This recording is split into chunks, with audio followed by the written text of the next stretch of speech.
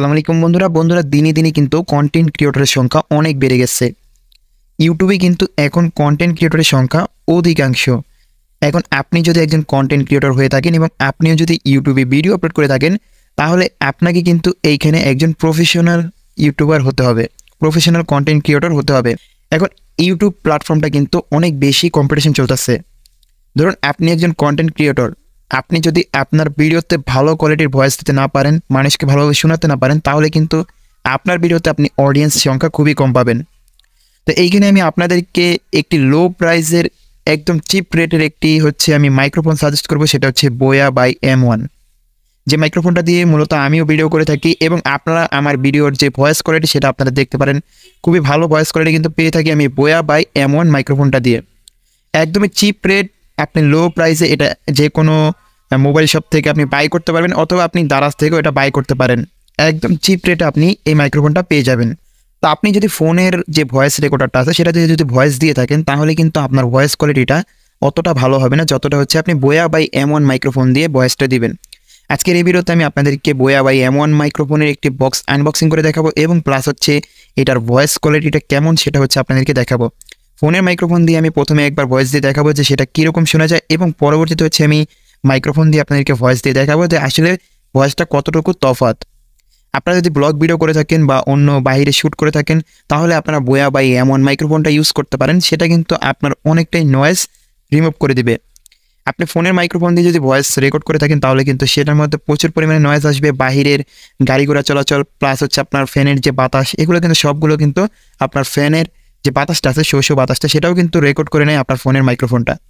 কিন্তু বোয়া by M1 microphone দিয়ে যদি আপনি রেকর্ডটা করেন, তাহলে কিন্তু অনেকটাই নয়েজ আপনি এখান থেকে ক্লিয়ার পাবেন, এবং বাকিটা কিন্তু আপনাকে এডিট করে ক্লিয়ার করতে হবে। আসুন তাহলে আপনাদেরকে বোয়া বাই M1 মাইক্রোফোন অরিজিনাল কীভাবে চিনবেন, অরিজিনাল এবং ডুপ্লিকেট দুইটাই কিন্তু আছে বাজারে।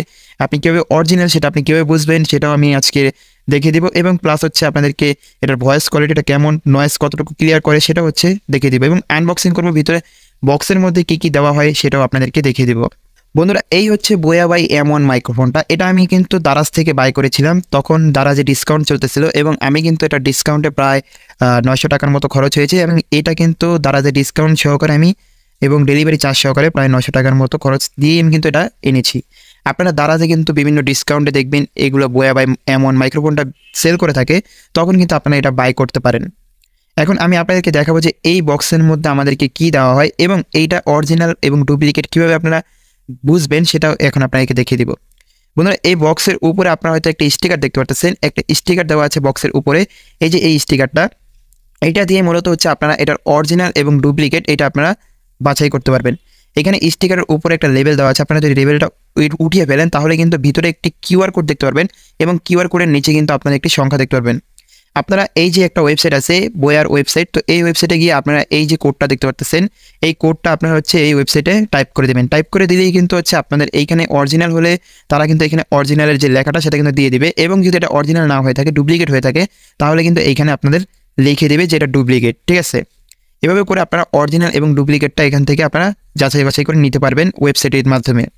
এখন আপনাদেরকে দেখাই যে আসলে এই বক্সের মধ্যে কি কি দেওয়া হয়, বক্সের মধ্যে আপনারা কি কি পাবেন বা না পাবেন, সকল বিষয় কিন্তু এখন আপনারা দেখতে পারবেন।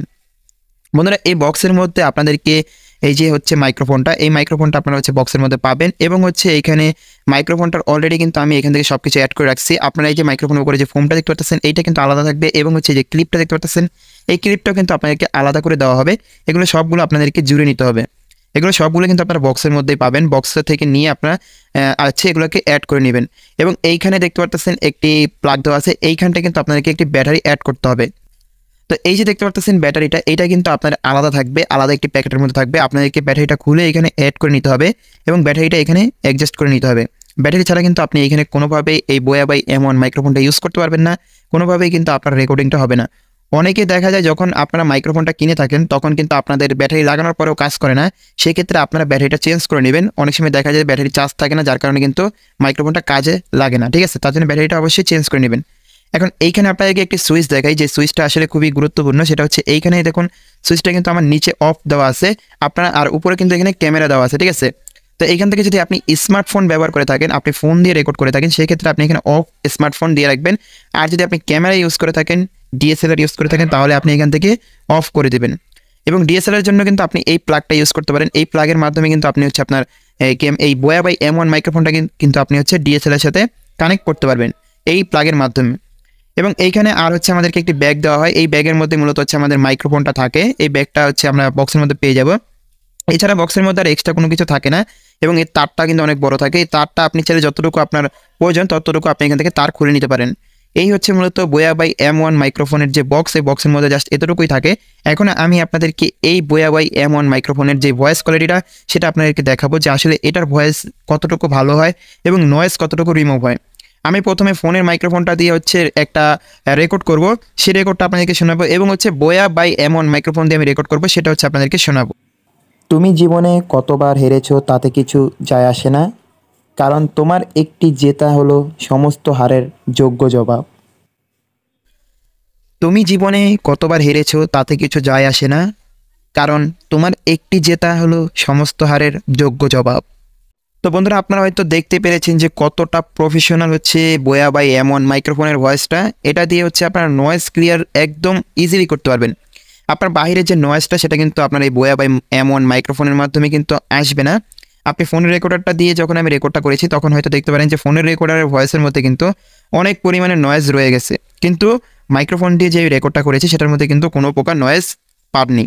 অবশ্যই আমি এটা আরও এডিট করেছি, এডিট করার মাধ্যমে কিন্তু আরও নয়েজটা ক্লিয়ার করেছি, ফোনেরটাও ক্লিয়ার করেছি অনেকটা, কিন্তু ফোনেরটা ক্লিয়ার করার পরেও হচ্ছে নয়েজ রয়ে গেছে। এবং আমি যে BOYA বাই M1 মাইক্রোফোনটা দিয়ে ভয়েস রেকর্ড করছি সেটা দিয়ে ক্লিয়ার করার পর হয়তো আপনারা নয়েজ খুবই কম পেয়েছেন, একদমই না পাওয়ার বরাবর অবস্থা পেয়েছেন, হয়তো একদমই হয়তো আসেনি, এমনই হয়তো ভয়েস পেয়েছেন আপনারা। তো এতে আপনারা কি বুঝলেন যে BOYA বাই M1 মাইক্রোফোন এটা আসলে খুবই বেস্ট একটা মাইক্রোফোন আমাদের জন্য। চিপ রেটের মধ্যে কিন্তু এইটাই হচ্ছে বেস্ট একটি মাইক্রোফোন, যেটা দিয়ে আপনি আপনার ইউটিউব ক্যারিয়ারটা করতে পারবেন। এবং যদি আপনি ফেসবুকে কন্টেন্ট ক্রিয়েটর হয়ে থাকেন তাহলে আপনি এটা দিয়ে শুরু করতে পারেন। প্রথমত এই মাইক্রোফোন দিয়ে শুরু করুন, পরবর্তীতে যখন আপনি এখান থেকে ভালো পরিমাণে একটা আর্নিং জেনারেট করতে পারবেন তখন আপনি ভালো একটা মাইক্রোফোন পারচেস করতে পারবেন।